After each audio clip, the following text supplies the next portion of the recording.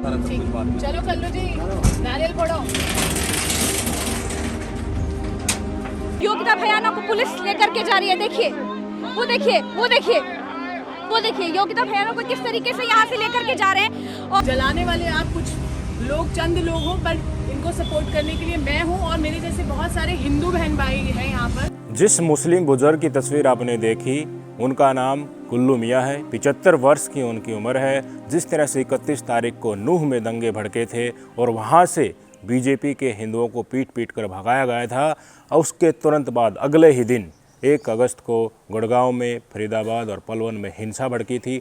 चुन चुन कर मुसलमानों को, हिंदू संप्रदाय कि जो अराजक तत्व हैं उनके द्वारा उनको टारगेट किया गया। मस्जिद में घुसकर इमाम की हत्या कर दी, आगजनी की गई भारी संख्या में, चुन चुन कर दुकानों को लूटा गया, टारगेट किया गया, आग लगा दी गई। उसी में हिंसा का शिकार हुए गुड़गांव के बादशाहपुर में एक छोटी सी दुकान चलाने वाले कल्लू मियाँ।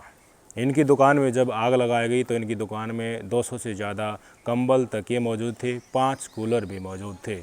ये वीडियो जो आप अपनी स्क्रीन पर देख रहे हैं ये उसी समय का वीडियो है जब रोड के साइड अपनी आजीविका के लिए की गई दुकान को आग के हवाले नफरती चिंटों के द्वारा कर दिया गया था। आग लगाने के बाद जिन्होंने ये कुकृत्य किया था वो घटनास्थल से फरार हो गए थे, और जहाँ पर ये दुकान है उसके आसपास और भी मुस्लिम दिहाड़ी मजदूर लोग रहते हैं, झुग्गी झोपड़ी में छप्पर डालकर रहते हैं। उनको भी वार्निंग दी गई कि आज ही यहाँ से निकल जाओ, नहीं तो बहुत बुरा होगा। इनके अंदर डर इतना ज़्यादा बैठ गया था कि जो इनके साथ हुआ है उसको किसी न किसी तरह बुलाकर अपने मन के अंदर ही दबाकर ये भी गुड़गांव छोड़कर अमरोहा अपने नेटिव स्थान पर चले गए थे, और जितने भी झुग्गी झोपड़ी में रहने वाले लोग थे वो भी डर के मारे पलायन कर गए थे। अब फरिश्ते निकल कर सामने आ रहे हैं। जो असल हिंदू हैं, जो असल सनातनी हैं, सर्वधर्म समभाव, हर धर्म को बराबर मानने वाले, इंसानियत में विश्वास रखने वाले असल और सच्चे हिंदू अब इन्हीं नफरती चिंटुओं के द्वारा जो मुस्लिम समुदाय के लोगों को टारगेट किया गया था उनकी मदद करने के लिए खुले तौर पर सबके सामने आने लगे हैं। जिस तरीके से कल्लू मियाँ जो 75 वर्षीय है उनकी वीडियो सोशल मीडिया पर वायरल हुई। जाकिर अली त्यागी एक पत्रकार हैं, उन्होंने इनकी वीडियो को ज़्यादा से ज़्यादा लोगों तक पहुंचाया। उसके बाद लोगों ने कहा कि हम मदद करना चाहते हैं। खुद लोगों ने कांटेक्ट किया, उन्हीं में से एक हैं योगिता भयाना। इन्होंने कांटेक्ट किया जाकिर अली त्यागी को कि मैं इस मुस्लिम बुज़ुर्ग की मदद करना चाहती हूँ। त्यागी ने बुज़ुर्ग से बातचीत की, इनको वापस अमरोहा से बुलाया, और अब हमारे हिंदू बहन योगिता भयाना ने हमारे 75 वर्षीय कल्लू मियाँ को एक नई दुकान गिफ्ट की है। उनके लिए नई दुकान बना कर दी है, उसमें कंबल भी रखवाए हैं, तकिए भी रखवाए हैं। आप वे वीडियो देख लीजिए किस तरह से दुकान की ओपनिंग हो रही है, और खुशी कल्लू मियाँ के चेहरे पर साफ झलकती है। ये कल्लू जी की दुकान थी जो जला दी थी उन्होंने दंगों में। सो कॉल्ड जो हमारे हिंदू संप्रदाय के भाई हैं वो तंग करने के लिए इतने बुजुर्ग हैं, ये भी नहीं सोचा कि इनकी उम्र का लिहाज कर दें, और शर्म नहीं आती से जला दी इनकी दुकान। पर जैसा कि हमने बोला हम इनके साथ खड़े हैं, और मुझे नहीं लगता है उनकी गुंडागर्दी काम आएगी, क्योंकि हम जैसे बहुत सारे लाखों बहन भाई इनके साथ खड़े हैं साथ में, और आपकी और मदद करेंगे हम। चलिए आज आप दुकान का हम उद्घाटन कर दिया है। हमने नारियल नहीं लाए, नहीं तो हम नारियल नहीं छोड़ ये जो है ना, ये गेट खोल दो ना, ये दुकान खुल गई है जी। ये कल्लू जी का सामान फिर से कल्लू जी की जिंदगी वापस से नॉर्मल होएगी। कल्लू जी आप आइए इधर और समझ लीजिए आप सभी का सपोर्ट कल्लू जी को और चाहिए। योगिता भयाना जी ने दुकान खरीद कर जो है कल्लू जी के हवाले कर दी है। ये दुकान अभी बनी बनाई जो है नई खरीदी है, कुछ ही दिन पहले बनी थी, क्योंकि इनकी दुकान। इतना ही नहीं, योगिता भयाना ने बिल्कुल साफ तौर पर कहा कि जिन्होंने ये कुकृत्य किया है वो हिंदुत्व के लिए खतरा है, देश के लिए खतरा है, भाईचारे के लिए खतरा है। असल हिंदू तो वही होता है जो सबको बराबर लेकर चलता है, नफरत नहीं पालता है अपने मन में। और कल्लू मियाँ आपको डरने की ज़रूरत नहीं है, क्योंकि हम और हमारे जैसे लाखों हिंदू जो इस देश के, इस भारत माता के सच्चे सपूत हैं, वो आपके साथ हैं। और अकेली अब आपकी ही मदद नहीं की जा रही, आप जैसे और लोग भी हैं जिनको चुन चुन कर टारगेट किया जा रहा है, उनकी भी मदद की जाएगी। और आशा की प्रभु से कि आपका अब कारोबार जो है वो बिल्कुल हरा भरा रहे, और भी आगे अगर आपको मदद की ज़रूरत पड़ी तो आगे वो मदद भी की जाएगी। जलाने वाले आप कुछ लोग, चंद लोग हो, पर इनको सपोर्ट करने के लिए मैं हूँ और मेरे जैसे बहुत सारे हिंदू बहन भाई हैं यहाँ पर, क्योंकि हिंदू धर्म जोड़ता है, तोड़ता नहीं है। और हिंदू समाज में बताया गया है, हमारे धर्म में बताया गया है कि इंसानियत से बड़ा कोई धर्म नहीं है। और कभी भी अगर आप किसी का बुरा करोगे तो आप हिंदू नहीं हो, हिंदू के नाम पर धब्बा हो। आप सभी को पैगाम है कि हम होंगे कामयाब, एक दिन होगी शांति चारों ओर एक दिन। और कल्लू जी जैसे और भी जो प्रताड़ित हैं, हम सबको मदद करने की कोशिश करेंगे। पर फिलहाल कल्लू जी को ये दुकान हमने लेके दी है, और बल्कि इनको ये एक मेरा वचन है, आपको कोई तंग करेगा आप फोन करेंगे, हम उस इंसान को करारा जवाब देंगे।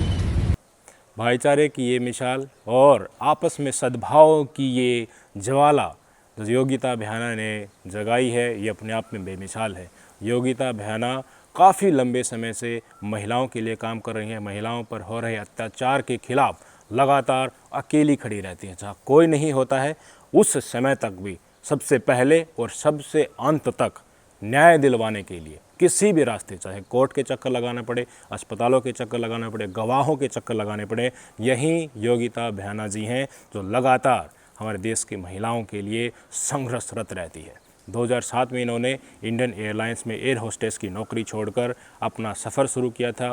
परी इंडिया नाम से इन्होंने एक संस्था बनाई थी। परी बोले तो peoples against rapes in India नाम की इनकी संस्था है। लगातार कोशिश कर रही हैं ये, जितने भी राजनेता हैं उनको मिल रही हैं, उनसे रिक्वेस्ट कर रही हैं कि संसद में कम से कम एक सत्र तो ऐसा होना चाहिए, एक स्पेशल सत्र बुलाइए, चाहे वो बेशक से आप 2 या 3 दिन ही चलाइए, पर स्पेशली महिलाओं के ऊपर उसके ऊपर चर्चा होनी चाहिए। राजस्थान के जो मुख्यमंत्री अशोक गहलोत से मिल चुकी हैं, खुद लोकसभा अध्यक्ष से मिलकर उनको ये पर्चा थमा चुकी हैं। जहाँ पर भी मौका मिलता है राजनेताओं के साथ मिलने के लिए, सामाजिक सेवाओं के लिए, सामाजिक संस्थाएं के साथ मिलकर इस आवाज़ को लगातार उठा रही हैं। और जहाँ पर भी इनकी मदद की किसी को ज़रूरत होती है, इनको खुद पता चलता है कि महिलाओं के साथ गलत हो है, ये खुद पहुँच जाती है। निर्भया कांड के बाद इनकी अंतरात्मा अंदर से झकझोर हो गई थी। क्यों? क्योंकि जिस मूवी हॉल में निर्भया ने फिल्म देखकर वो वापस लौट रही थी, उसी सिनेमा हॉल में इन्होंने भी पिक्चर देखी थी और ये अपनी गाड़ी में वापस आ गई थी बैठकर। उसके बाद इनका सफ़र महिलाओं के लिए और ज़्यादा न्याय दिलाने वाला दृढ़ हो गया। आप इनकी ज़ुबानी सुन लीजिए कि किस तरह से निर्भया कांड में भी पुलिस ने इनकी टांगें तोड़ दी थी। इनको वहाँ से जंतर मंतर से हटाने का पूरा प्रयास किया गया था। 2012 में जब निर्भया केस हुआ, वो लड़की फिल्म देखकर घर लौट रही थी और वो इन दरिंदों का शिकार हुई। उस दिन, उस वक्त, उस मॉल में मैं भी मौजूद थी। मैं भी डिनर पर गई थी। जब मुझे ये घटना का पता चला तो मैंने भी प्रोटेस्ट शुरू किया और मैं भी जनता के साथ जंतर मंतर पहुंची। जब मैं जंतर मंतर पहुंची तो मुझे ये लगा कि सिस्टम को हिलाने की ज़रूरत है, उन्हें बताने की ज़रूरत है कि हमारे देश की बच्चियां सुरक्षित नहीं हैं। और जंतर मंतर पे टीयर गैस, लाठीचार्ज जो हमारे साथ हुआ, मेरे साथ भी लाठीचार्ज हुआ, मेरी भी टांग टूटी, टीयर गैस हमने झेली।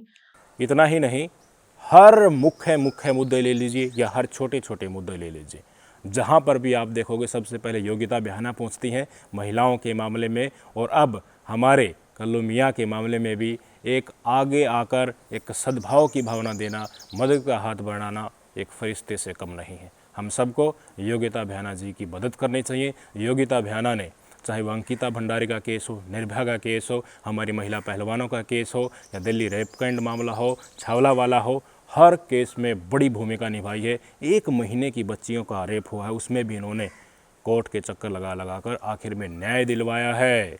इनका सफ़र वाकई काबिल तारीफ़ है। कई ऐसे समाज सेवी हैं जिनकी सेवा हमारे देश के लिए हमेशा अग्रणी रही है। हम इनको कभी नहीं भूलेंगे, हमें वास्तव में दिल से इनका सम्मान करना चाहिए। मैं तो आपसे सभी से गुजारिश करूंगा कि ऐसे लोग जो इस देश के सच्चे देशभक्त हैं, वीर सपूत हैं, जिनकी भारत माता को, जिनकी सबसे ज़्यादा ज़रूरत है, इनको हमें प्रोत्साहित करना चाहिए। और जब भी ये किसी भी सामाजिक लड़ाई में सामने आते हैं तो इनका साथ देना चाहिए। अंदर है तो बुलाओ उसको।